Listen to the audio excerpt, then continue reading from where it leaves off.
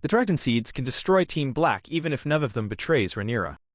That is the part more dangerous than Hugh and Ulf. The sowing solves a military shortage by proving something the monarchy would prefer nobody examine too closely. Dragon power can choose people outside the official family tree. Suddenly, ancestry is not destiny. It is a recommendation letter with inconsistent results.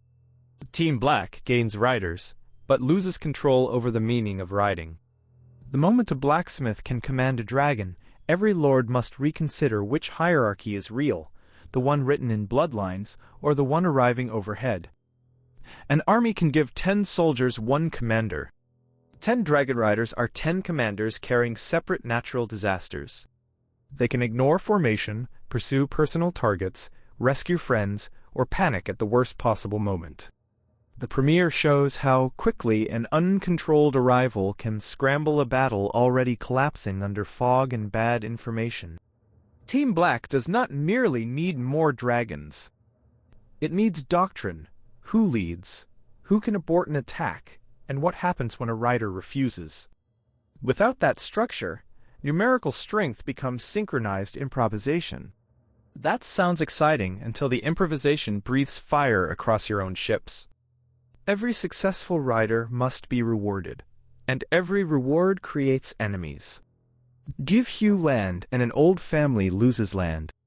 Give Ulf a title, and inherited nobility becomes a joke with expensive chairs. Keep them lowborn, and you ask men with dragons to accept disrespect from men with horses. There is no cheap answer. Team Black needs the riders powerful enough to fight, but not powerful enough to bargain. Unfortunately, dragons are famously bad at respecting salary bands. The succession problem begins before anyone claims a crown. It begins when new dragon lords ask why ancient houses deserve more than the people actually winning the war.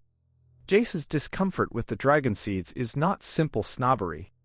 His own legitimacy depends on the idea that acknowledged royal descent matters more than visible parentage. The sowing weakens that compromise. If uncertain Valyrian blood plus a dragon is enough to create authority, then Jace's claim becomes only one version of the same argument. Worse, some riders may command larger dragons and possess fewer political restraints. He helped create the coalition that could defend his inheritance while making inheritance look less sacred. That is not hypocrisy. It is the cruel mathematics of a civil war that forces everyone to weaponize the principle that can later destroy them. Full book spoiler warning, Hugh Hammer and Ulf White eventually defect and become the two betrayers. But treating them as two unusually bad men misses the system around them. They receive extraordinary power, uncertain belonging, and rewards that cannot match their new leverage. Betrayal becomes thinkable, because every faction can offer recognition the current faction withholds. The show may change motives, timing, or even participants, but the political pressure remains. If Team Black treats Dragonseeds as disposable tools, somebody else will treat them as future lords. Loyalty cannot survive forever as a one-way request with a dragon-sized bargaining chip. My prediction is that Team Black begins breaking before the famous betrayal. Bolder nobles will resent new riders. Jace's absence will remove the clearest critic of the policy. Rhaenyra's grief may make suspicion replace integration. Adam could become the model of loyalty while still being treated as evidence of danger. Hugh and Ulf may notice that every victory increases their usefulness, but not their belonging.